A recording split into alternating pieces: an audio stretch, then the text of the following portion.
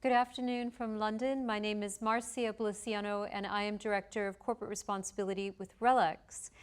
This afternoon we will be conducting our Corporate Responsibility Forum. The CR Forum is our main way of tracking our corporate responsibility activities. So we set through the forum annual objectives that we then track through the year, and we also look at an issue in greater depth. It's called our CR Forum Stakeholder Session, and that's what we're doing this afternoon.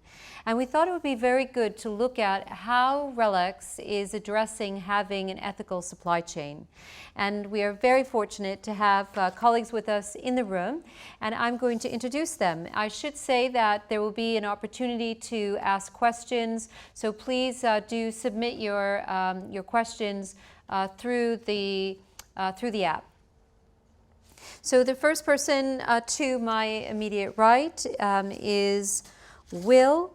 And Will Pickett, you are a partner at Carnstone. Carnstone is a consultancy focused on corporate responsibility, and you are looking at issues around supply chain, but you have a background in engineering. And in fact, you were part of the South Australian chapter of Engineers Without Borders. And I understand that you have a passion for ESG issues, ESG, environmental, social, and governance. And in fact, you are also quite interested in data and analytics, which fits very well with the interests that we have as a business at RELX. And you are the recipient of an MSc in Sustainability from Nottingham University Business School. To your right is my colleague Sarah Bodison. Sarah is the head of our Socially Responsible Supply Chain Program, and in particular, she is Director of Supplier Responsibility and Risk. Sarah's been with the company a number of years. She had a background at Elsevier in a number of marketing roles, and she joined Global Procurement in 2008. And in addition to ensuring that we do pursue an ethical supply chain, Sarah's also interested in supplier diversity and has been leading our activities on that front. To Sarah's right is a colleague, Justin Beatty from Intertek, and he is EMA Director of Supplier Management, and his key responsibilities include aligning risk with the supply chain analysis and looking at responsible sourcing services for a range of clients. And you have a background, Justin, in environmental management, and you spent over 10 years working on advisory issues for the fast-moving goods, consumer goods sector. And you also have a strong interest in human rights, which is particularly relevant for our discussion. So I would like to begin by maybe with you, Justin. Tell us, who is Intertek, what do you do, how do you work with RELX? Well, thank you for that introduction. So Intertek, we are a global assurance firm with a number of business lines, but the key one that I work within does focus on supporting various global companies, understanding their risk and their challenges within their own organisation, but in particularly the wider supply chain. So certainly trying to help them understand where they have risks on social, environmental and human rights issues, helping them to get visibility on that, collecting data from their supply chains and their operations on those risks, and then sort of validating that information and then hopefully helping them with some innovative strategies and ideas to help mitigate and manage those risks. Excellent, thank you. And maybe, Will, talk to us about the work that you've been doing on helping us look at risk in our supply chain. Yeah, sure. So we've been working with RELX for a number of years on what we call the country risk tool. So that takes a look at RELX's supplier base, and then it analyzes where they are within the world and looking at sort of inherent country risk, but then it also overlays the type of work that those suppliers are actually doing. So is it sort of, sort of low-skilled work? Is it work that demands quite a lot of, high demand with short notice periods? These type issues, and from there we can build up a picture of sort of the risk that's inherent within who you're actually procuring goods or services from. And from that we can kind of come up with a risk rating, which then prioritizes how the business then follows up and works with those suppliers to mitigate any risks. Yeah. And in terms, Will, of the sources that go into the risk rankings, can you mention what some of those are? Yeah, sure. So, I mean, I suppose with the initial screening process, we take sort of all kind of ethical risks, which kind of cover human rights and labour rights, the environment, sort of governance issues, and then some things to do with intellectual property and R&D. We tend to use sort of publicly available indices, which sort of are, in the public domain, which means that there's full transparency about how these indices have come about, really, and the methodologies that go into them. They're not proprietary products that sit behind lock and key, so that's the reason, I guess, why we tend to use those. Sort of organisations that provide these indices are generally sort of international NGOs. So organisations like UNICEF, the Walk Free Foundation, the International Trade Union Confederation also produce a risk index, or an index that rates countries on how well workers are protected, for example. So we kind of use all these indices to come up with sort of an overall risk rating for each country, really. I think that's the main focus, yeah. I may just jump in there. I think that's great because together we're helping RELX from that position, which is very much collecting data from different sources and everything.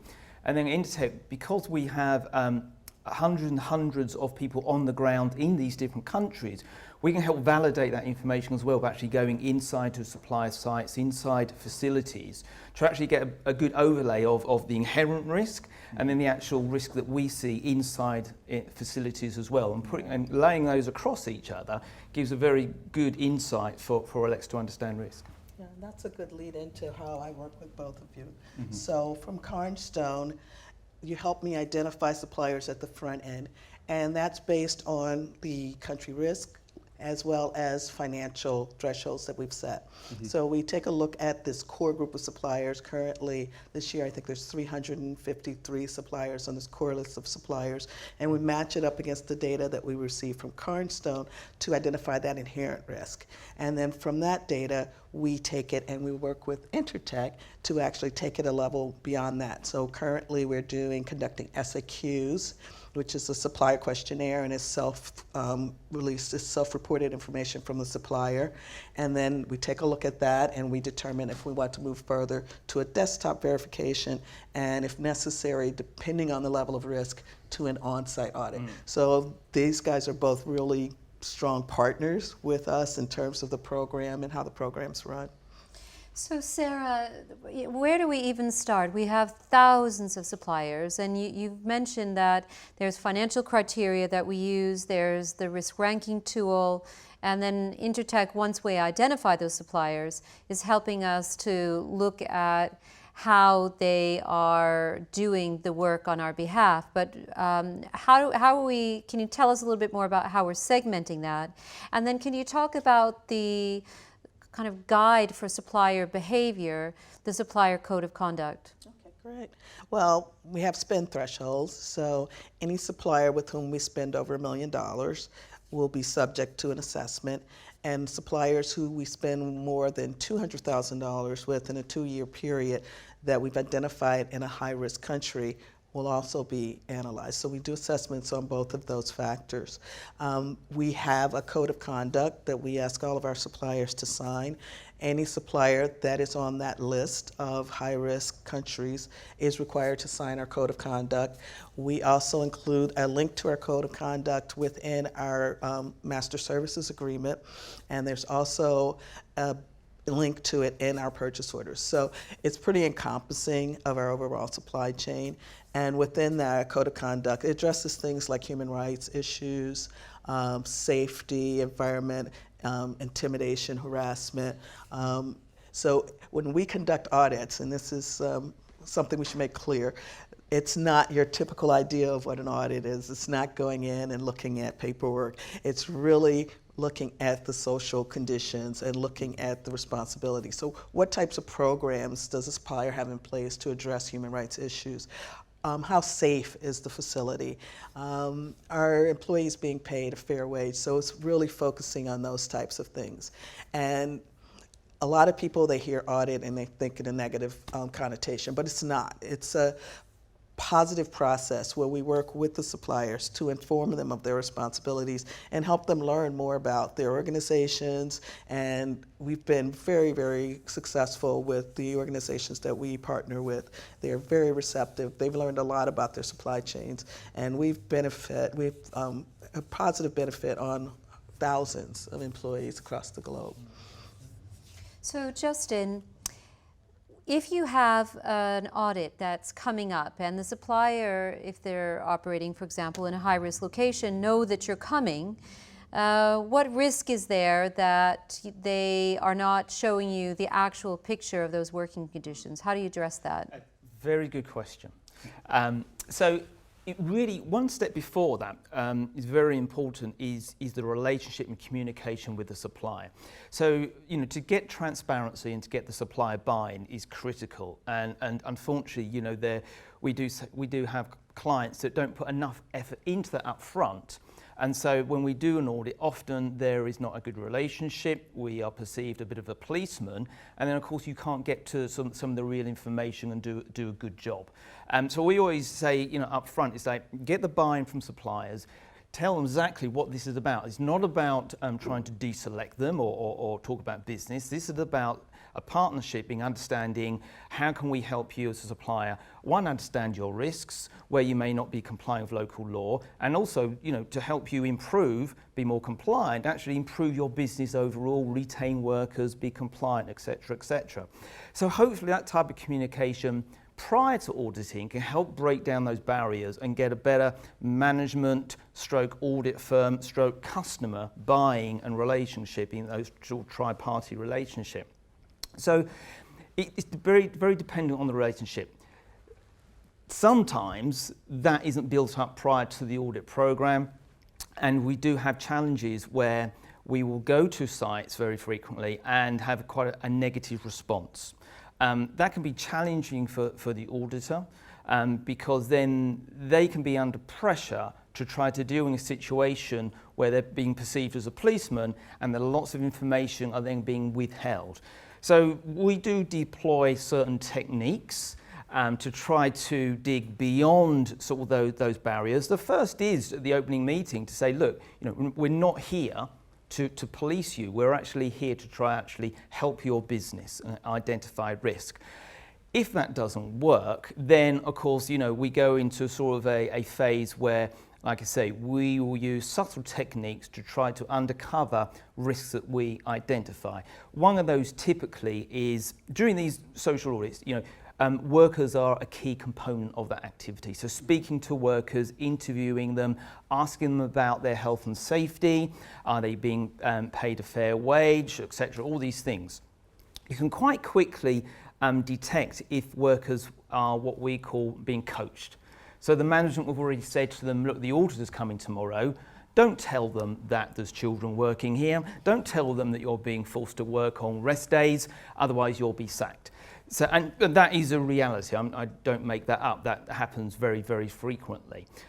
So, quite quickly, a skilled auditor can tell when management don't want to be open. They can see where workers are not being free and open with their opinions and their views. Other things that happen is it's quite easy to see when documents are being falsified. So we go to a factory and the auditor may see that every single worker is working 40 hours a week, which is extremely unusual in some countries in the world, China, Bangladesh, India, UK. So you can identify from document review that something's not quite right. That often will then stimulate another conversation with the management during the audit day to say, listen, something's not quite right here. Look, you're a a shoe factory in Vietnam, as an example. We know that you'll be working 60 or 70 hours a week. We know you're working on a rest day. These documents show something very different. Once again, let me show you a letter from your customer saying that you're not going to be penalised, you're not going to be kicked out of the supply chain. Let's try to break down the barriers and have an audit where it's more constructive. So yeah, it does go on. There are techniques, like I've explained. Others include doing what we call off-site observations. So we will observe the supply site at weekends or at night to see out of work hours, and even do off-site interviews where workers will feel more comfortable talking to an auditor outside of the factory fence locations. So definitely it's a challenge, but we get around it as best we can. Excellent. Will, when we can work with colleagues in our sector, we can scale our activities in a way that we can't when we sometimes work independently. And an example of that is the book chain project, and the part of that book chain project that's about the paper. And so even though we have had in 2018 74% of our turnover from online, we still have a lot that happens in our supply chain in terms of the production of books. So give us an example within book chain of how engaging with peers can help us to do more in terms of monitoring key issues in the supply chain. I mean, firstly, I guess more generally, to pick up where we left off in terms of audits. Obviously, going out to particular sites and asking suppliers to do self-assessment questionnaires is a lot of work for them as well. And if every company that's using one supplier is asking them for a self-assessment questionnaire and asking them to be audited, it can be quite a lot of burden on the suppliers. So that's why there's a lot of platforms out there, like the Book Chain Project, things like SEDEX and the Pharmaceutical Supply Chain Initiative in another industry, where audits are shared, where there's a shared platform where if one supplier is being used by multiple different companies in the same sector, instead of them having multiple self-assessment questionnaires that may be a bit different, the sector comes together and they come up with a self-assessment questionnaire and an audit, or a number of different audit methodologies that they agree upon. And then the supplier can then upload that onto the system, and then that's shared. So that's sort of one audit and one self-assessment questionnaire that then can be accessed by multiple companies, which saves time and obviously money as well, I guess.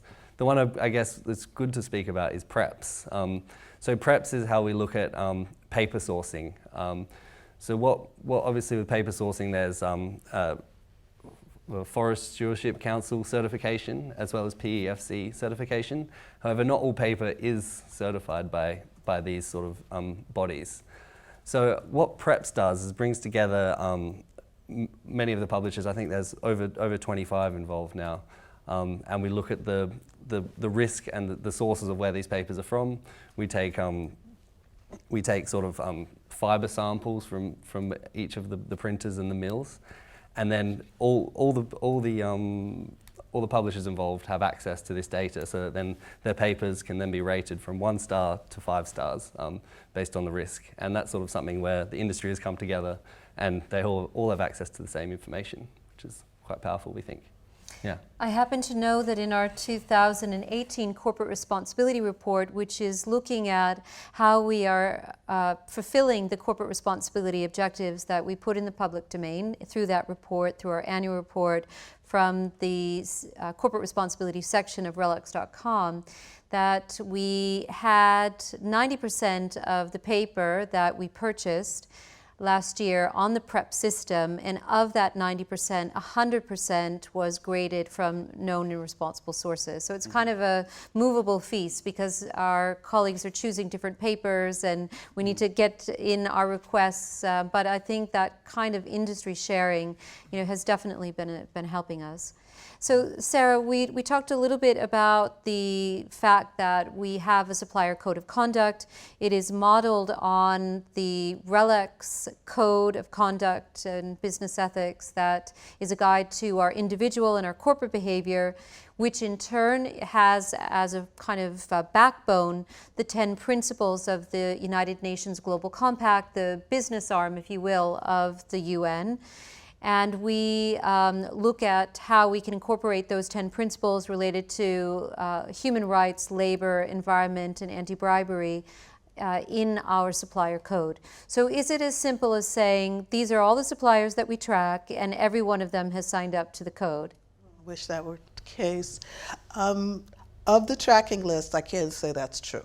We go through, we have a person that's actually dedicated every year to ensuring that all the suppliers on the tracking list are signing our code based on the criteria that placed them on the tracking list in the first place.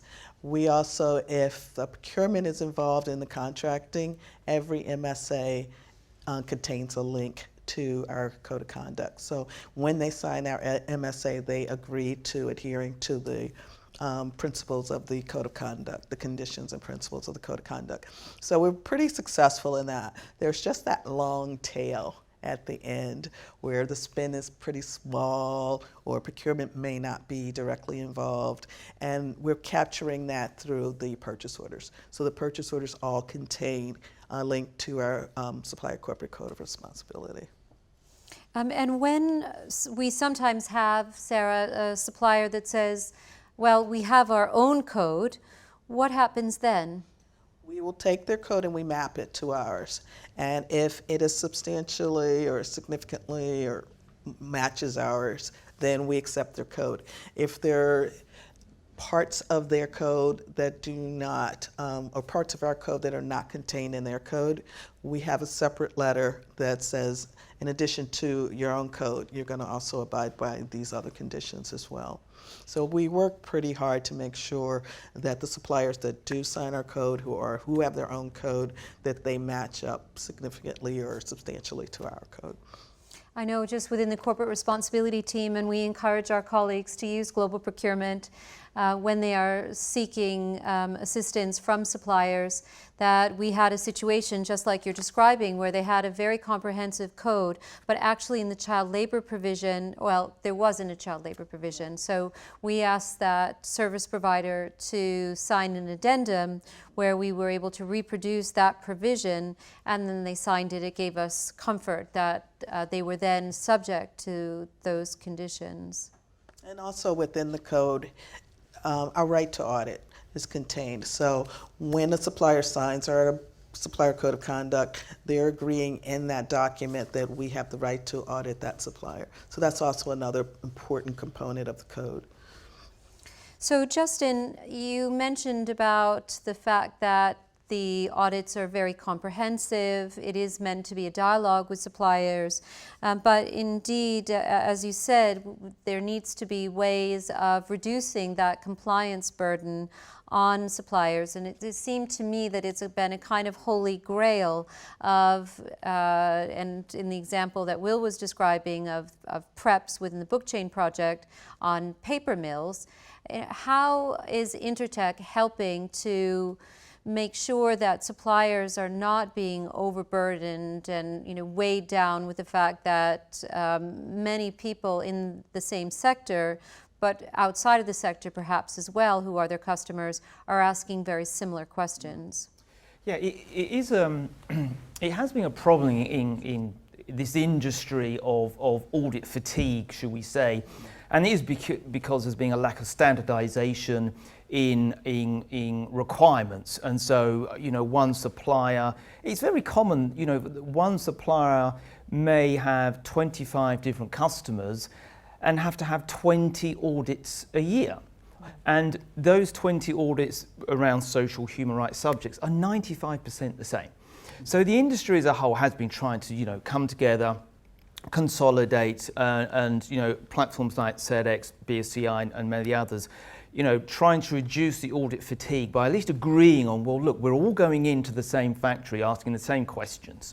And for us as an audit firm, one could say, well, hey, Intertech, that means you're getting more revenue because you're going in multiple times. But for us, the focus really, we want to do higher quality, more in-depth visits, longer visits, rather than multiple short visits. So, we do work with our customers to say, look, rather than us going in for, and so we are asked to do this, half a day, we can really scratch the surface in half a day or 1 day. So, and we're going in 4 times this week to the same supplier site. So we do work with our customers to try and say, look, why don't we look at a different approach here?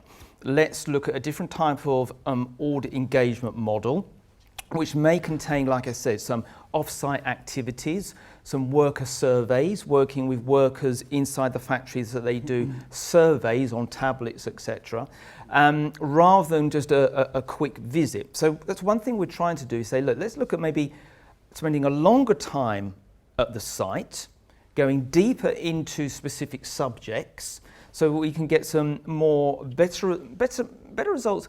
Trying to look at the root cause rather than just the quick outputs and saying, well, look, this supplier is not compliant, so let's grade them as a red, orange, green, or whatever. It's like, actually, let's try to spend more time understanding why the supplier site is unable to comply. Is it the supply? Is it purchasing practices? Is it related to labour, raw materials, productivity, all these things? So something we're trying to do is to develop some services that aren't just looking at compliance when we're doing an audit, but actually looking at what are the root causes that are causing that non-compliance, which is better value for the customer, because years and years of saying to customers your factories are red, green, amber, whatever, it's good for scoring and grading, but it's not, and segmentation, but it's not that good at actually going to the continuous improvement model, which is what we all want to try and do. So Sarah and Justin, when you do these supplier audits, they all come back without any incidents of non-compliance. So if there is findings, how do we remediate them, and what's our approach for remediating? Because I know that we always want to work with the supplier to address an issue rather than move away, but also, Sarah, at what point do we move away? Okay. Well, I first want to say they don't all come back with no non-compliance. We actually uncover lots of situations that the supplier just wasn't aware. Local customs sometimes dictate a lot of supplier behavior. So we've had instances where, we said this building's not safe and you need to build a new exit or move from this facility, and they'll tell me, well, Xerox is right next door and it's fine with them. But that's not the way we operate, and we've had lots of suppliers. So on the positive end, what we're missing is probably small, but what we're uncovering is much more significant. We're having a huge impact on a lot of individuals across the globe in terms of, I think I mentioned this before, in terms of safety in particular. Mm-hmm. So when we do find noncompliance, and it does occur, then what we have is a corrective action plan. So the supplier then has to submit a plan, and that's reviewed by the auditor from Intertech, and they will say, okay, you're at compliance or not. And the supplier has 3 opportunities to submit a plan in order to become fully compliant. If after the 3rd opportunity they're still not compliant, a decision is made. Either we decide that we're going to work with them a little bit longer and give them additional time and give another audit, or we move away. It's rare that we move away because our suppliers are so open to being compliant. I can't say very many suppliers that we have that are trying to do anything, under the table or being shady. A lot of times they just don't know. Mm. So, but the ones that do, we do move away. Mm. And I think last year we probably moved away from maybe 4 or 5 suppliers. And this year it's probably in the same range. So of the 80 plus suppliers that we audit annually, we probably move away from, 4 or 5 a year. Yeah. And we see, not talking about RELX here, but generally in the industry, it is difficult because audit is used as a good tool. But you get to a point where you have to start to move beyond auditing to that continuous improvement. Now that's where it gets very expensive, because it means a lot of engagement with suppliers on all these issues that we discussed. And that can be challenging because it impacts on business operations and everything else. And the business case has to exist. If you look at, maybe a different sector, apparel, for example, it's well known in apparel that it's a cheap production, cheap product, and often for a factory, the business case does not exist to actually remediate and meet the requirements around working hours and wages. It may cost a factory $50,000 to comply, yet the purchase order value is only $10,000. So, we all have to work along the complete supply chain to make sure the business case it works for every different part of that supply chain to invest in a continuous improvement, And in some sectors, that's never going to happen because, purchasing practices for some sectors means swapping and changing to different factories. And it's never going to be a business case for a factory manager to say, I'm going to borrow $500,000 from the bank to invest in new equipment and new production, et cetera, et cetera. So it is a difficult balance to get that continuous improvement and certain factories to invest in the root cause problems that end up in non-compliances. So it's a bit of a case by case. And that's what's good about the segmentation process as well. It's segmenting not just by risk, but also segmenting in terms of where's the opportunity to improve, because that part of my supply chain is never going to improve. But this bucket here, key strategic suppliers, are maybe the ones that we're going to have a business case to actually have a continuous improvement plan. Yeah.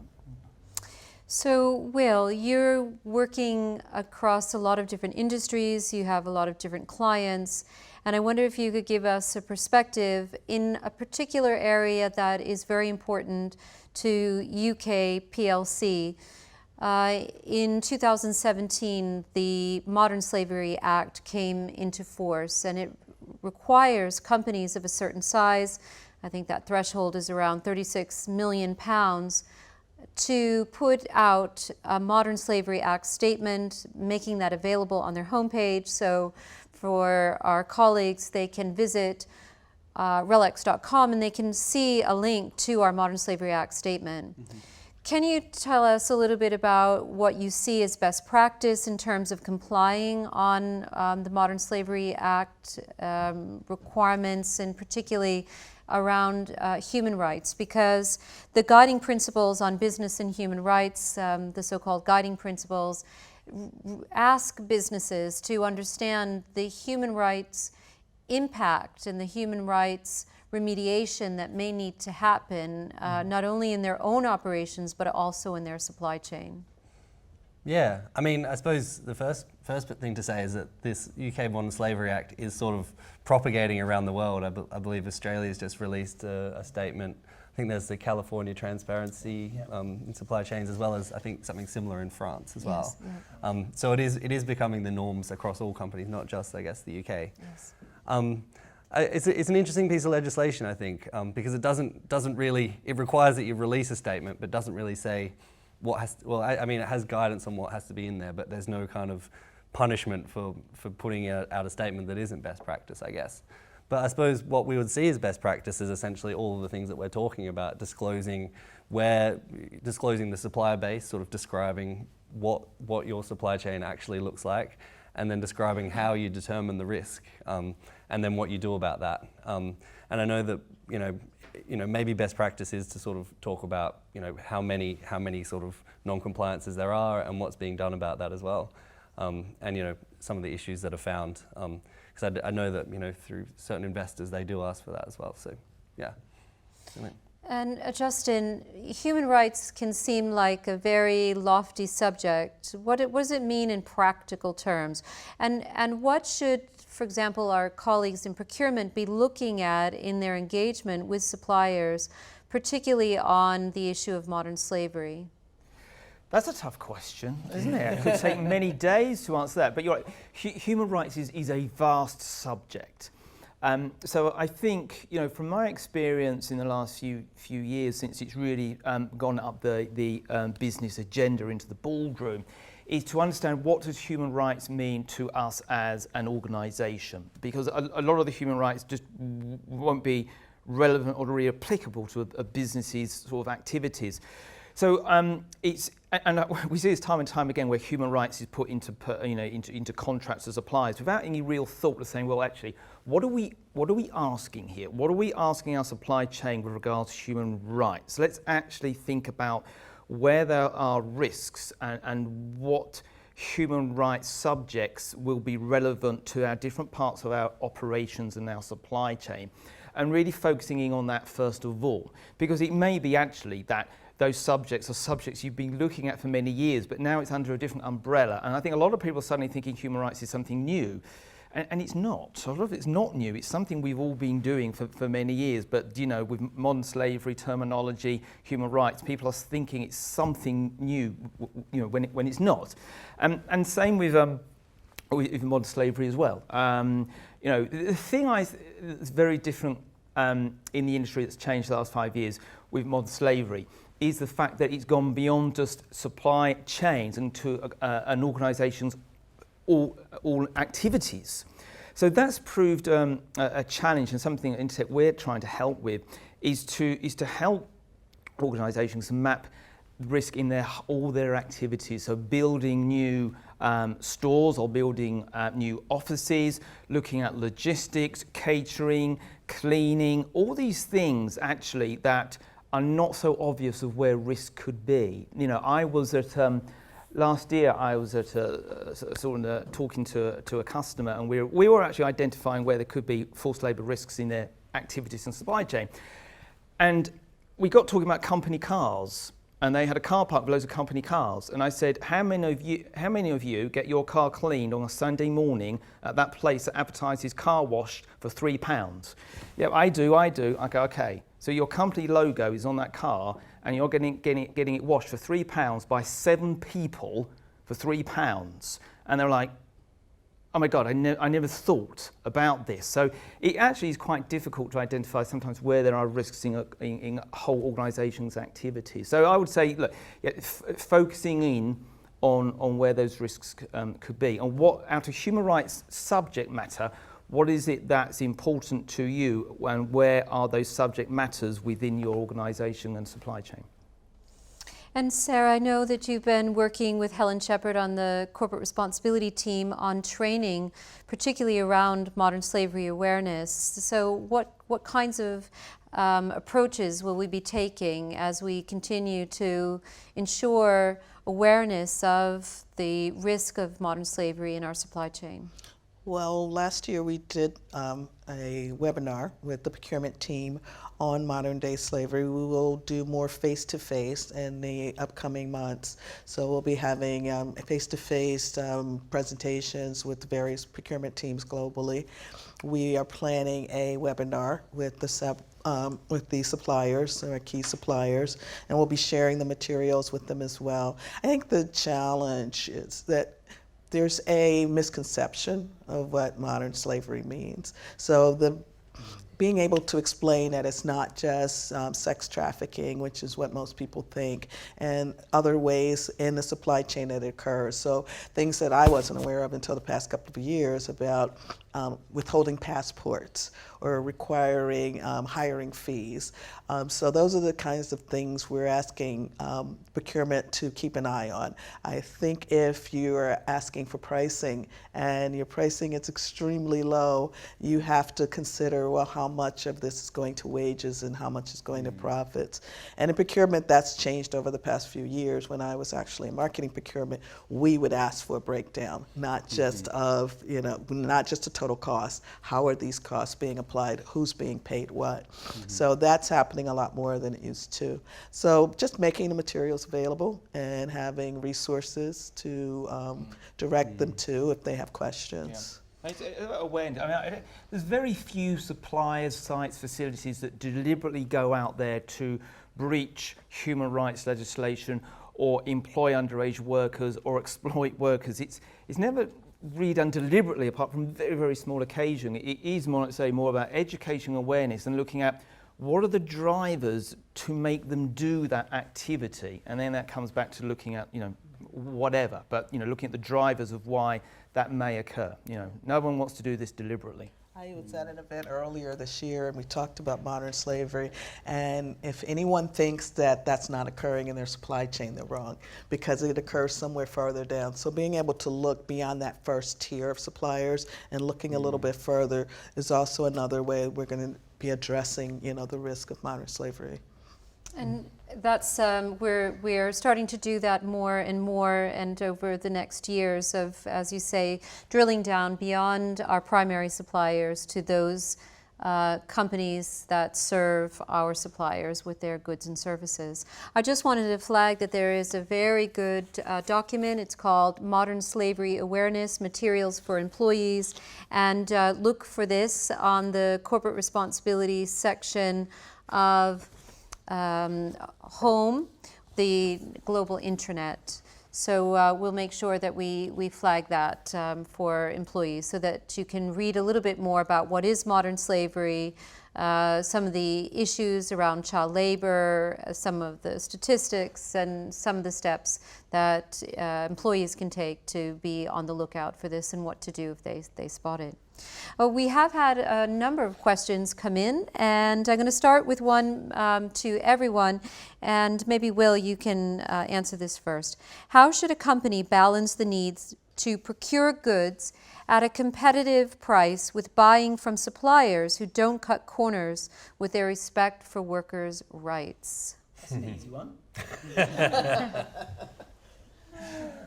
Yeah, well, that is a tough question. I think, well, I mean, I suppose the one example I know is through the retail sector is working to sort of remove the labour component. I think it was touched on earlier. Remove the labour component from the price. So if everyone agrees on what sort of the labour component is within a certain market, that sort of is then covered, and then there's the competitive price on top of that. It's a tough question. I'm not sure if anyone has anything to add to that. Yeah.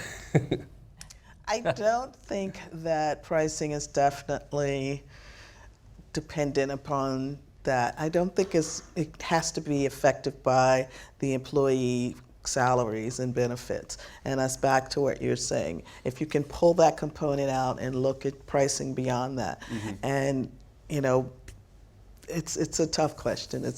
I don't know if there's an easy answer to that, because then there's also the question about what is a fair wage, and that's a whole nother topic that's being discussed over and over. I think I was going to say on the purchasing practices, it's not always just about the price. It's also about how you buy. Yes. I think sometimes it's those last minute orders where you need something yesterday, and the supplier is going to be penalised if they don't deliver on that.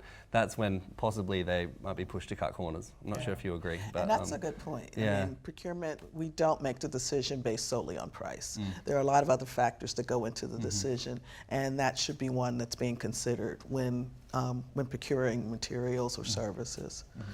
Yeah. I mean, I was talking to somebody in the automotive sector.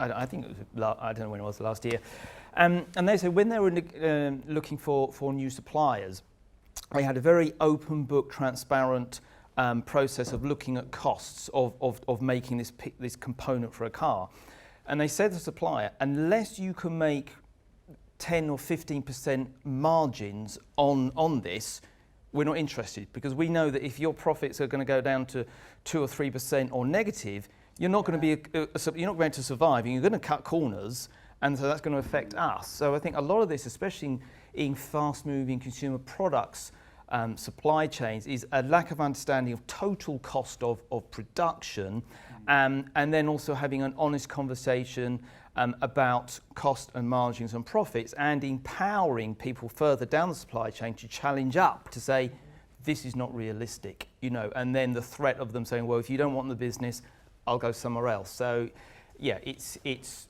professional behaviour as well in purchasing. Sarah, the question has come in about what are the most troublesome sectors that we deal with? What are the more challenging countries or high-risk countries that we're operating in through our supply chain? I would say we'd have to focus more on countries, because our supply chain is very, very complex, and we purchase lots of different services. So I would say India is one of the top countries that we find most of the non-compliance, followed by China and then the Philippines.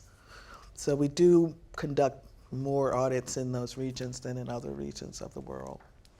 And Sarah, I don't know if we still have it, but because a question came in, what could an individual employee do when they're dealing with a supplier to look at some of the critical issues? And I think we had an internal audit guidelines about if you wanted to have some conversations with the supplier when you're talking to them about procuring that good or that service. Does that still exist? Yes, we still have that sheet if anyone's interested, and they just need to contact me directly, excuse me, and I can give them a copy of that. And in addition, if you're onboarding a new supplier, we now have the capability of conducting a self-AQ, which is a supplier self-assessment questionnaire. And if you're just interested, before you work with the supplier, having them complete this questionnaire, we're able to do that. You just need to contact me directly. So there are several ways we can work with individuals to help them with their supplier relationships. And Justin, a question for you came in about who do you use to do those audits? Do you use local auditors who are familiar with the culture in the country, or is it better to have someone from outside who maybe has a fresh perspective? A good question. Generally, it's recommended in this industry to use local auditors for obvious reasons. One, they know the language and can communicate with workers. They understand the culture. They understand endemic risks in that country as well with regards to health and safety, working hours, or whatever. So it's best to use local auditors, and that's what Intertek does. But yeah, saying a fresh perspective and having someone else come in, that can always be useful as well. Having someone from a different sector come in and look at it from a different angle. But generally, no, really when we're talking about this subject, you have to have local auditors that are from that region, really, yes. Okay. Well, we're coming toward the top of the hour, and before I give a little bit of a close, to flag where our colleagues can get some more information about ethical supply chain, I wonder if there are any questions I should have asked you but didn't. It's always difficult. And any trends that you can see coming in terms of your dealings, Will and Justin, with peers? I would say what we are starting to see at Intertek, because we deal with a lot of different sectors, and we do deal with a lot of, I know it's not your sector, but food companies. Now they are very proactive with regards to sustainability and human rights, because if you can't grow something in a part of the world, your business is dead. Product is not on the shelf. If you're making T-shirts, you can make T-shirts anywhere in the world, for example. So I think forward thinking is supply chain protection, and thinking if we still want our service product to be available in the next 5, 10, 15 years, what do we have to do now to protect that in 15 years' time? So we're starting to see an industry move away from just pure sort of like looking at compliance and due diligence now to evolving to like, okay, we need to go beyond that to think, to protect our business for the future, what do we need to look at now? So yeah, and that's not just going to be compliance and due diligence, it's going to be looking at how do we shape our activities, our supply chain, what do we need to ensure that we've got the right people, the right raw materials, the right logistics. How do we ensure and protect those, for the next 5, 10, 15, 20 years?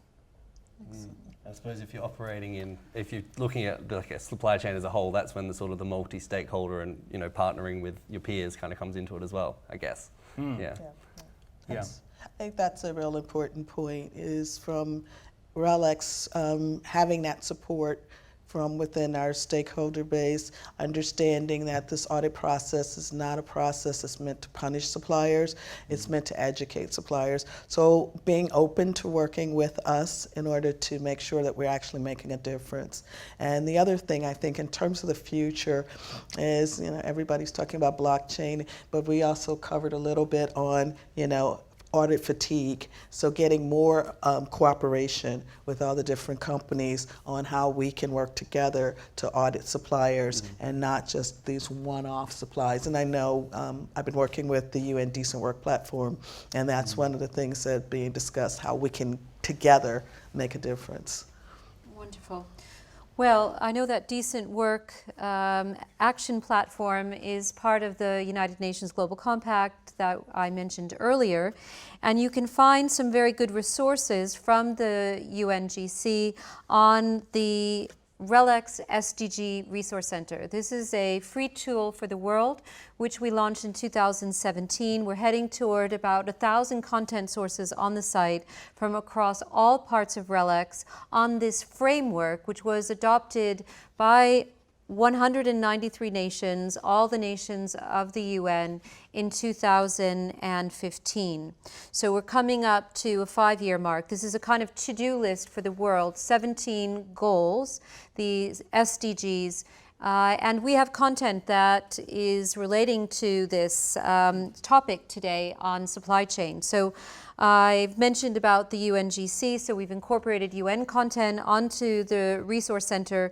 You can find that by typing sdgresources.relex.com. You can also find it in the corporate responsibility section on relex.com. So two sources that I found in my search, there was 168 that came up when I typed into the Resource Center supply chain. So there's sustainable supply chains, fighting competition fighting anti-bribery and corruption in the supply chain. That's a UNGC piece that is in there.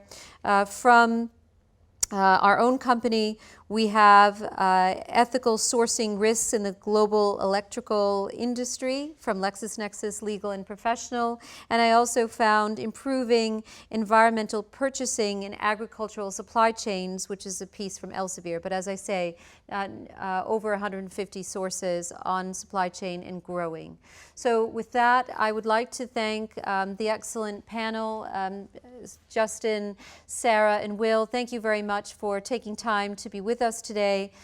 We will be making this video available to employees after today, so if you would like to see it again, or if any of your colleagues did not have a chance to join, we will make this link available. So thank you to everyone who's joined us online and those of you in the room with us here in London. Very much appreciate your time. Thank you. Thank you. Thank you.